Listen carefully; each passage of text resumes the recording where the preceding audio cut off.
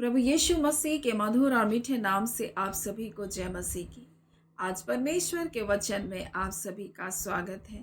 परमेश्वर पिता आज अपने वचनों के द्वारा आप सभी को बहुत आयत से आशीष को दे। पिता परमेश्वर आज अपने वचनों के द्वारा आपसे बोले और बातचीत करे। पहला थिस्सलुनीकियों की पत्री जो पौलुस प्रेरित के द्वारा लिखी गई, हम उसका अध्ययन कर रहे हैं। हम दूसरे अध्याय में पहुंचे हैं और दूसरे अध्याय में हम उन बातों को सीख रहे हैं जो स्थायी है और जो अनंत काल तक चलेगी। मेरे प्रियो, इस संसार में बहुत से ऐसी बातें हैं, बहुत से ऐसे संदेश हैं, बहुत से ऐसे कार्य हैं जो इस संसार में हो रहे हैं, लेकिन वो अस्थायी नहीं है, वो क्षणिक है और वो सिर्फ इस पृथ्वी तक ही है और इसके बाद वो क्या हो जाएगा, नष्ट हो जाएगा। परंतु मेरे प्रियो, परमेश्वर हमें स्थायी बातों पर, स्थिर बातों पर अपने मन को लगाने के लिए सिखाते हैं। और परमेश्वर का प्रेम जो है वो स्थायी है, वो बदलता नहीं है। उसका जो सुसमाचार है वो स्थायी है, वो बदल नहीं सकता। परमेश्वर का वचन अटल है, परमेश्वर का वचन हमें बताता है।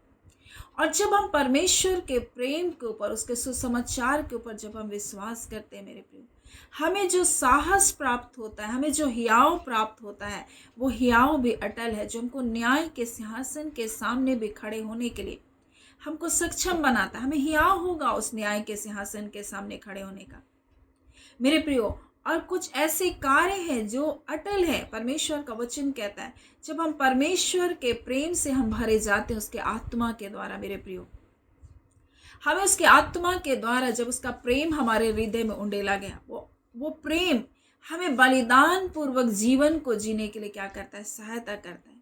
और इसलिए हम परमेश्वर की ओर से दिए गए भले कार्य को हम करते हैं, जिसको परमेश्वर ने पहले से ठहराया, उन भले भले कार्य को करते हैं और उसके लिए परिश्रम करते हैं। और परमेश्वर का वचन कहता है प्रभु में किया गया कोई भी परिश्रम कभी भी व्यर्थ नहीं जाएगा।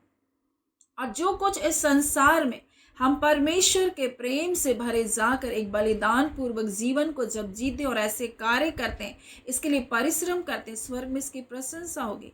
वो न्याय के सिंहासन पर जब बैठेगा तो कहेगा, तुम परमेश्वर के लोगों, परमेश्वर के संतान, बोल के परमेश्वर अपने लोगों को कहेगा, मैं भूखा था और तुमने मुझे क्या किया, खाना को खिलाया, मैं वस्त्रहीन था और तुमने मुझे वस्त्र पहनाया, मैं बंदी गृह में था, मैं बीमार था, तुम मुझसे मिलने आए मेरे प्रियो। और लोग कहेंगे, प्रभु ये हमने आप कब आपके साथ ये किया? उसने कहे, वो कहेगा, जो तुम इन छोटे से छोटे लोगों में से क्या वो मेरे साथ किया। और ये इसलिए नहीं कि आज बहुत सारे लोग भले कार्य तो कर रहे हैं, लेकिन उनके कार्य स्थिर नहीं, क्योंकि वो मनुष्य को दिखाने के लिए या मनुष्य की प्रशंसा के लिए, मनुष्य के सामने प्रसिद्धि के लिए कर रहे हैं। और उनका ये कार्य एक दिन यही संसार में नष्ट हो जाएगा। परंतु मेरे प्रियो, जब हम परमेश्वर के आत्मा के द्वारा उस प्रेम से जब भरे जाते हैं और जब ऐसे कार्य को, बलिदान पूर्वक कार्य को करते हैं, तो इसका इनाम भी है और ये बातें स्थायी है, ये स्वर्ग तक जाएगी। परमेश्वर का वचन स्थायी है, परमेश्वर का प्रेम स्थायी है और परमेश्वर के आत्मा के द्वारा दिया गया सामर्थ, वो हियाव, वो स्थायी है मेरे प्रियो। और परमेश्वर के प्रेम से भरे जाकर एक माँ के समान जब हम प्रेम को करते, वो प्रेम, उसके लिए जब हम परिश्रम को करते मेरे प्रियो, और उस प्रेम के द्वारा जब हम लोगों के साथ भलाई करते हैं, ये भलाई हमारे साथ बनी रहेगी, ये कार्य हमारे साथ बना रहेगा, ये कार्य हमारे साथ स्वर्ग तक जाएगा। और इसलिए परमेश्वर आज अपने वचन के द्वारा हमको बताना चाहता है कुछ स्थायी संदेश के बारे में। सुसमाचार है, निश्चय सुसमाचार स्थायी है, लेकिन एक और संदेश के बारे में हम परमेश्वर के वचन से सीखेंगे। जब हम पहला थिस्सलुनीकियों दूसरा अध्याय 10 को पढ़ते तो इस प्रकार से लिखा, तुम आप ही गवाह हो और परमेश्वर भी गवाह है कि तुम विश्वासियों के बीच में हमारा व्यवहार कैसा पवित्र, धार्मिक और निर्दोष रहा। और यहाँ कहता है, तुम जानते हो जैसा पिता बालकों के साथ व्यवहार करता है, वैसे हम भी तुम में से हरेक को उपदेश करते, शांति देते और समझाते कि तुम्हारा चाल चलन परमेश्वर के योग्य हो और तुम्हें अपने राज्य और महिमा के लिए बुलाता है। मेरे प्रियो, ये चाल चलन हमारे जीवन का संदेश है। हमारा जीवन एक संदेश है मेरे प्रियो, और ये संदेश हमारे साथ परमेश्वर के राज्य तक चलेगा। और इसलिए जब इब्रानी 12 को जब पढ़ते हैं तो इस प्रकार से लिखा, गवाहों का ऐसा बड़ा बादल हमको क्या क्या घेरे हुए हैं। आज वो लोग जो प्रभु के मार्ग में चले, वो एक संदेश को छोड़ कर गए। उनका जीवन एक संदेश वाहक का जीवन और संदेश एक गवाही बन गया। आज हमारा जीवन भी एक संदेश है मेरे प्रिय, और इसलिए परमेश्वर का वचन हमसे कहता है कि तुम मसीह की पत्री हो, तुम्हारे जीवन को देखता है। और परमेश्वर का वचन कहता है तुम नमक हो, तुम ज्योति हो। इस प्रकार से परमेश्वर का वचन कहता है, यानी हम वो गवाह हैं। और पौलुस प्रेरित कह रहा है, मेरे जीवन को, मेरे व्यवहार के लिए तुम गवाह हो और परमेश्वर भी मेरा गवाह है। मेरे प्रिय, परमेश्वर हमारे जीवन की गवाही को देता है। उसका आत्मा हमारे जीवन की गवाही को देता है कि हम परमेश्वर के संतान हैं। हमारे चाल चलन के द्वारा जो लोग हमारे जीवन को देख रहे हैं वो गवाही को देते हैं। मेरे प्रियो, संदेश वाहक का जीवन का एक उद्देश्य है, गवाह का एक जीवन का उद्देश्य होना चाहिए। और वो कहता है कि तुम विश्वासियों के बीच हमारा व्यवहार कैसा रहा। आज हम जो परमेश्वर के ऊपर विश्वास करने वाले लोग हैं, हमारा व्यवहार कैसा है। और वहां क्या कहता है, पवित्र। मेरे प्रियो, परमेश्वर का वचन जब हम पहला पत्रस को पढ़ते हैं तो इस प्रकार से वो कहता है, जब हम उसके 13 से जब पढ़ेंगे तो परमेश्वर का वचन हमें बताता है कि हम पवित्र जीवन को जीने के लिए हमको बुलाहट को दिया है। और यहाँ पौलुस कहता है तुम्हारे बीच मेरा व्यवहार कैसे रहा। पहला वो कहता है पवित्र, और हमारे मसीह जीवन का ये उद्देश्य होना चाहिए पवित्रता। हम पवित्र जीवन को जीने के लिए बुलाए गए। देखिए, हमें पवित्र कर दिया गया, हमें अपने लहू से धो के शुद्ध और पवित्र किया।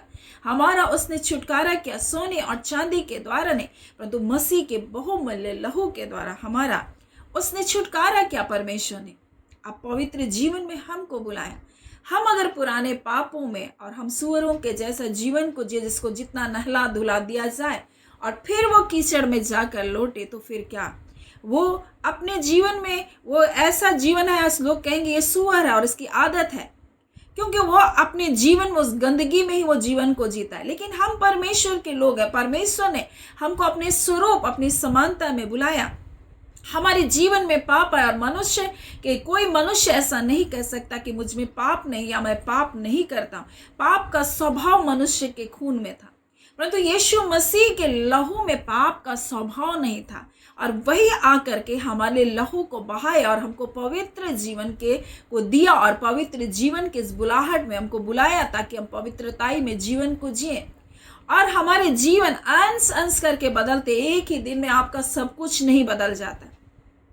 आपके सोच, आपके विचार को परमेश्वर क्या करता है, बदलता है। जैसे आप प्रभु में बढ़ते जाते हैं, मसीह का स्वभाव आपके जीवन में कार्य करता है, और जितने पुराने स्वभाव है, पुरानी मानसिकता, वो हमारे जीवन से निकलती जाती।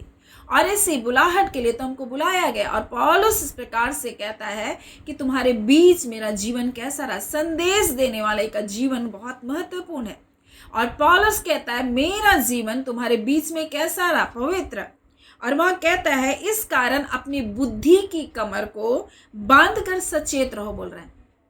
चौकस रहो, बुद्धि की कमर को बांध लो, बोल रहा है, और चौकस रहो। उस अनुग्रह के पूरे आशा रखो जो मसीह के प्रकट होने के समय तुम्हें मिलने वाली है। ये स्थायी संदेश है, और इसी उद्देश्य के लिए मेरे प्रियो हमको बुलाया गया। हमें पवित्र जीवन के जीने की बुलाहट हमको दी गई, और एक संदेशवाहक, एक गवाह का जीवन कैसा होना चाहिए, पवित्र होना चाहिए। हमारा जीवन एक संदेश है। हम मसीह की पत्री हैं, हम राजदूत हैं, मेल मिलाप कराने वाले लोग हैं। परमेश्वर का वचन कहता है हम संदेश को पहुंचाने वाले, हम संदेश को देने वाले लोग हैं। तो हमारे जीवन में पवित्रता ही होना है। और पौलुस प्रेरित कह रहा है मेरा व्यवहार कैसा था, पवित्र था, कहता है। और मेरे प्रिय, ये पवित्रता हमारे जीवन में अंत तक हमारे साथ चलेगी। और लिखा है इसलिए अपनी बुद्धि की कमर कस बांध कर सचेत रहो, उस अनुग्रह के पूरे आशा रखो यीशु मसीह के प्रकट होने के समय तुम्हें मिलने वाला है। आज्ञाकारी बालकों के समान अपनी अज्ञानता के समय और पुरानी अभिलाषाओं के सदृश ना बनो। जैसा तुम पुराने जीवन को जीते थे वैसा जीवन ना हो, पवित्र बनो, बोला तुम्हारा बुलाने वाला पवित्र है, वैसे तुम भी अपने सारे चाल चलन में पवित्र बनो। और इसी बात को पौलुस प्रेरित कहता है, तुम देखे हो कि तुम्हारा चाल चलन परमेश्वर के योग्य हो, कि तुम अपने राज्य और जिसने तुम्हें अपने राज्य और अपनी महिमा के लिए बुलाया। इसलिए हमारे चाल चलन का बहुत महत्व है, हमारे व्यवहार का बहुत महत्व है। हम कैसे देखते हैं, हम कैसा बोलते हैं, हम कैसा सुनते हैं, हमारी मानसिकता क्या है, ये बहुत महत्वपूर्ण है मेरे प्रियो।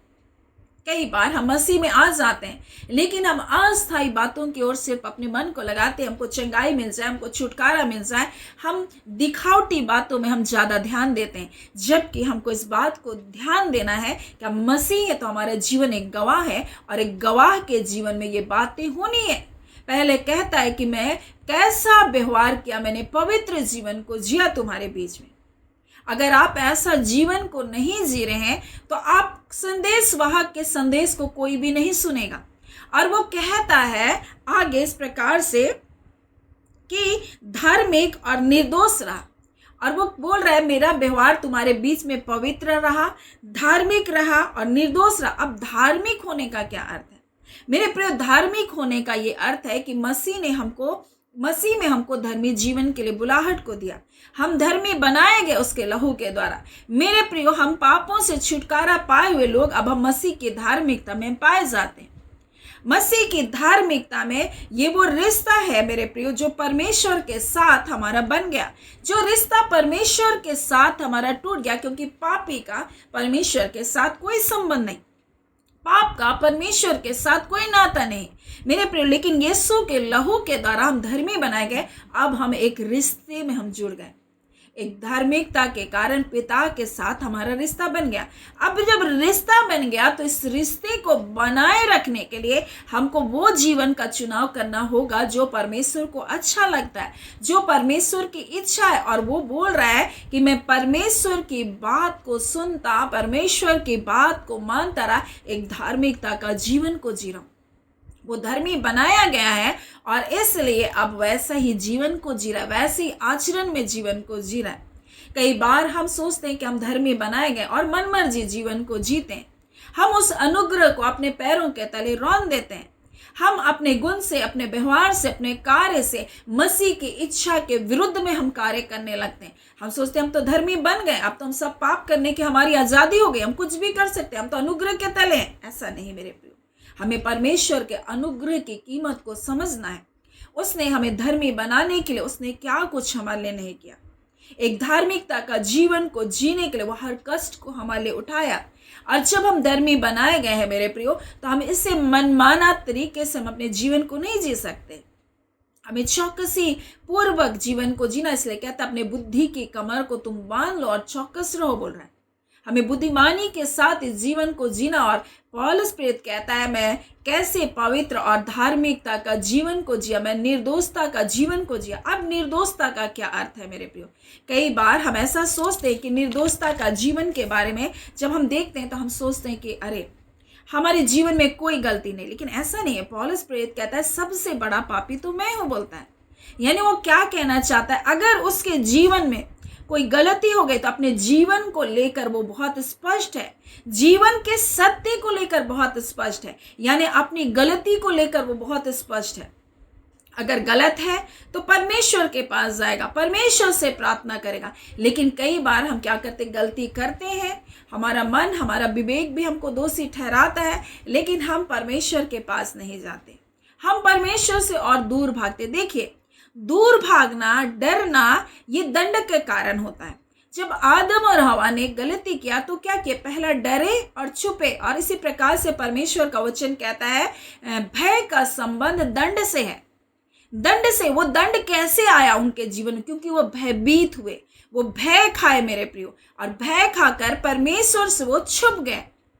भय जहां आया वहां दंड आया, लेकिन जहां प्रेम है वहां तो क्षमा है मेरे प्रियो। अगर वो छुपते नहीं, अगर वो भयभीत नहीं होते तो क्षमा वहीं पर थी मेरे प्रियो। और परमेश्वर का वचन हम इस प्रकार से बताता है कि परमेश्वर ने हमको क्या किया? क्षमा किया है, हमको क्षमा किया। और रोमी में इस प्रकार से कहता है, जब हम रोमी 8वां अध्याय को पढ़ेंगे तो यहाँ इस प्रकार से लिखा है, यदि परमेश्वर हमारी ओर है तो हमारा विरोधी कौन हो सकता है, जिसने अपने निज पुत्र को रखना छोड़ा परंतु उसे हम सब के लिए दे दिया, उसके साथ हमें और सब कुछ क्यों ना देगा। परमेश्वर के चुने हुओं पर कौन दोष लगा सकता है। परमेश्वर ही है जो धर्मी ठहराने वाला, फिर कौन दंड की आज्ञा दे सकता है। देखिए मेरे प्रियो, परमेश्वर हमको निर्दोष बना दिया। उसने क्रूस पर क्या कहा, हे पिता इनको क्षमा कर, क्योंकि ये नहीं जानते ये क्या कर रहे हैं। हम निर्दोष बनाए गए मेरे प्रियो। हमको परमेश्वर के सामने यीशु मसीह ने हमको निर्दोष ठहरा दिया, हमको निर्दोष ठहरा दिया, हमको निर्दोषी बना दिया गया। लेकिन इसका मतलब ये नहीं कि हमारे जीवन में आज कोई दोष नहीं आता है। निश्चय हम दोषपूर्वक कार्य को करते हैं, लेकिन हमें परमेश्वर के सामने बड़ा स्पष्ट होना है, छुपना नहीं है, भागना नहीं है, भयभीत नहीं होना है, परंतु उसके प्रेम के निकट आना है। और पौलुस प्रेरित इसी प्रकार से वो करता था अपने जीवन में, और इसलिए कह रहा मेरा व्यवहार तुम्हारे सामने कैसा था, पवित्र था, धर्मी था, निर्दोषपूर्ण था। आज अगर हम परमेश्वर के गवाहपूर्ण जीवन को जीने के लिए, एक विश्वासी जीवन को हम जी रहे मेरे प्रियो, तो हमारे जीवन का उद्देश्य ये 3 बातें होनी चाहिए। पवित्र बुलाहट के लिए हम बुलाए गए हैं, हम धर्मी बनाए गए हैं। अब धार्मिकता का जीवन को हम जिए और ऐसा जीवन को जिए जहां हम स्पष्ट रहें, चाहे हम अपनी गलती को लेकर, चाहे किसी भी बात को लेकर परमेश्वर के सामने स्पष्ट रहें, उसके प्रेम के निकट जाने वाले हों। ऐसा नहीं कि छुपने वाले, भागने वाले, या हम लोगों के सामने बहुत अच्छा बन करके परमेश्वर के सामने बड़ा अच्छे शब्दों को बोल करके हम छुप रहे हैं। हम बड़ा स्पष्ट होना है, प्रभु मुझसे गलती हो गई, मैंने गलती किया, परमेश्वर मुझसे ये बातें हो गई, मैं दुर्बल हूं। पौलुस प्रेरित कहता है मैं दुर्बल हूं। परमेश्वर कहता है तुम्हारी दुर्बलता में मेरा सामर्थ्य सिद्ध होता है, मेरे अनुग्रह के तुम्हारे लिए काफी है। और वो अनुग्रह उसको उठाकर खड़ा करता। वो कहता है मैं नहीं जानता मैं किसको चुनूं, जो कार्य मैंने करना नहीं चाहता वही कार्य तो मुझसे हो जाता है। प्रभु वो स्पष्ट है परमेश्वर के सामने अपनी गलतियों को लेकर के भी। मेरे प्रिय, आज हमें ऐसा ही जीवन को परमेश्वर जीने के लिए बुलाया। आज हमारे जीवन का ये 3 उद्देश्य होना चाहिए। अगर हम एक विश्वासी हैं, हम पत्री हैं मेरे प्रिय, हम गवाह हैं, हम संदेशवाहक हैं। और जब हम ऐसा जीवन को जीते हैं मेरे प्रिय, ये संदेश लोगों तक पहुंचता है। लोग इस संदेश को क्या करते हैं, स्वीकार करते हैं। नहीं तो हम बोल कुछ रहे, हमारा जीवन कुछ और है। और इसलिए तो वो कहता है इस प्रकार से, ऐसा ना हो कि मैं जो प्रचार कर रहा हूं वैसा अगर जीवन नहीं है तो वो व्यर्थ है ऐसा जीवन को जीना। पौलुस प्रेरित, आज हम जो कुछ प्रचार कर रहे क्या वैसा हमारा जीवन है मेरे प्रिय? ऐसा जीवन था। इसलिए थिस्सलुनीकियों की कलीसिया को बोला तुमने देखा, तुम गवाह हो, मेरे परमेश्वर गवाह है मेरा कि मैंने कैसा व्यवहार तुम्हारे साथ किया, जैसे एक पिता अपने बालकों के साथ व्यवहार करता है। मेरे प्रिय, किसी पर दोष नहीं लगा रहा है, किसी को दंड के लिए नहीं बोल रहा है, परंतु प्यार से उनको समझा रहा है और उनको बता रहा है तुम्हारा चाल चलन ऐसा होना चाहिए, तभी तो मसीह की क्या हो, पत्री हो। मेरे प्रिय, यहाँ संदेश है, एक ऐसा संदेश, एक और ऐसा संदेश जो सदा बना रहेगा। हमारा जीवन, हमारा चाल चलन, हमारा व्यवहार मेरे प्रिय एक संदेश है। लोग 400 समाचार को तो बहुत सारे लोग नहीं पढ़ रहे, लेकिन आपके जीवन को जरूर पढ़ रहे हैं। आपके पड़ोसी पढ़ रहे हैं, आपके रिश्तेदार पढ़ रहे हैं मेरे प्रियो। आपका व्यवहार उनके बीच में कैसा है? क्या आप पवित्र जीवन को जी रहे हैं? क्या आप निर्दोषपूर्ण जीवन को जी रहे? क्या आप मसीह की धार्मिकता में आप बने हुए हैं? या फिर हम धर्मी बनाए गए, अनुग्रह तो मिला है करके हम मनमाना कर रहे हैं? मेरे प्रियो, आज परमेश्वर अपने वचन के द्वारा बताना चाहता है एक ऐसा संदेश जो हमारे जीवन के द्वारा इस संसार में जा रहा है। मसीह का संदेश, वो सुसमाचार आज हमारे जीवन से होकर जा रहा है। हम गवाह हैं उसके। और इसलिए मेरे प्रियो, परमेश्वर का वचन इब्रानी 12 में इस प्रकार से हमें बताता है कि गवाहों का एक बहुत बड़ा बादल हमको घेरे हुए।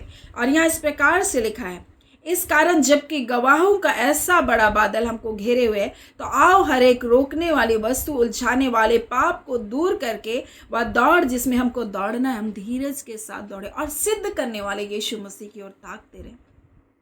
मेरे प्रियो, उसने दुख और कष्ट को उठाया हमारे लिए। उसने लज्जा की कुछ चिंता नहीं की मेरे प्रियो। और उसने उस बात, इसलिए उस पर ध्यान करो, परमेश्वर का वचन कहता है। उसने इन संसार की चीजों को महत्व नहीं दिया। उसने परमेश्वर के नाम के कारण लज्जा भी उठा लिया। मेरा यीशु मसीह हर दर्द हर पीड़ा को हमारे लिए उठाया, एक ऐसा गवाह मेरे प्रिय वो बना। आज उसी गवाह को बनने के लिए हमको बुलाया। यीशु मसीह के बाद हमारे जीवन को गवाही का जीवन के रूप में परमेश्वर देखना चाहता है। वो कहता है मैं जगत की ज्योति हूं, फिर कहता है तुम जगत की ज्योति, तुम पृथ्वी के नमक हो, कहता है तुम मसीह की पत्री हो, कहता है तुम राजदूत हो, परमेश्वर का वचन कहता है। आज क्या हम ये संदेश को लेकर, एक ऐसा संदेश जो स्थायी संदेश है, इस स्थायी संदेश को लेकर इस संसार में हमारे मरने के बाद भी ये संदेश बना रहेगा। आपका जीवन एक गवाही पूर्ण जीवन होना चाहिए मेरे प्रियो। इस संसार को बिना गवाही के आप ना छोड़े मेरे प्रियो। अपने परिवार, अपने बच्चों के लिए, अपने लोगों के लिए गवाही बने मेरे प्रियो। अपने घर में गवाही का जीवन को जिए मेरे प्रियो। संसार से पहले मेरे प्रियो, परमेश्वर कहता है तुम जगत की ज्योति हो। यहाँ से, घर से प्रारंभ होता है वो रोशनी और फिर वो बाहर तक जाता है मेरे प्रियो। आज परमेश्वर चाहता है कि हम एक गवाह पूर्ण जीवन को जिए। हम वो संदेश है, एक संदेश है मेरे प्रियो जो सदा बना रहेगा मेरे प्रियो, और ये गवाही अंत तक चलेगा। सो परमेश्वर पिता इन वचनों के द्वारा आप सभी के जीवन को बहुत ऐसे आशीष को दे। आमीन। आइए हम प्रार्थना करें। धन्यवाद देते हैं पिता परमेश्वर, प्रभु यीशु के नाम से अब आपके पास आते हैं। हम आपका धन्यवाद करते हैं आज के सुंदर दिन, सुंदर समय के लिए पिता। हम आपके शुक्रगुजार हैं पिता, आपके अद्भुत कार्य के लिए, आपके अद्भुत छुटकारे के लिए पिता, आपके प्रेम के लिए पिता, आपकी तसल्ली के लिए पिता, आपके आनंद के लिए पिता, आपकी शांति के लिए पिता, आपके छुटकारे के लिए पिता, आपकी भलाइयों के लिए पिता, आपकी करुणा के लिए पिता, आपके तरस के लिए पिता परमेश्वर, आपके अद्भुत कार्य के लिए पिता। हम आपके धन्यवादी हैं पिता। और निश्चय परमेश्वर एक एक के जीवन में तो ऐसी अद्भुत गवाहियों को दे रहा है पिता, उनके मनों की इच्छाओं को पूरा कर रहा है परमेश्वर पिता। परंतु खुदान परमेश्वर इससे बढ़कर तो चाहता है खुदान हमारा जीवन एक संदेश बन जाए पिता, एक और ऐसा संदेश जो सदा तक बना रहे, एक ऐसी गवाही परमेश्वर पिता जिसकी गवाही पवित्र आत्मा भी दे और संसार भी दे खुदान परमेश्वर, और आप भी दे पिता, और स्वयं हम अपने जीवन में भी उस गवाही को रख कर चलने वाले बन सके। सो खुदान परमेश्वर प्रभु जी, 3 परमेश्वर बातों को तूने बताया परमेश्वर, आपने बताया खुदान परमेश्वर, जिसके ऊपर खुदान हमारा ध्यान होना चाहिए, हमारा उद्देश्य होना चाहिए, हमारा मकसद होना चाहिए पिता, कि आपने हमें पवित्र बुलाहट से बुलाया पिता, हमें मसीह की धार्मिकता में बुलाया, इस धार्मिकतापूर्ण जीवन को जीने के लिए, एक निर्दोषपूर्ण जीवन को जीने के लिए आपने हमें बुलाया पिता। हम आपका धन्यवाद देते। कई बार इस संसार प्रभु हमें स्वीकार नहीं करेगा, क्योंकि ज्योति को अंधकार निश्चय प्रभु स्वीकार नहीं करता पिता, आपने कह दिया, परंतु फिर भी पिता हम उस गवाही को लेकर चलने वाले बन सके। मेरे एक एक प्रिय भाई बहन, माता पिता, बुजुर्ग माता पिता, एक एक छोटे बच्चे, जवान परमेश्वर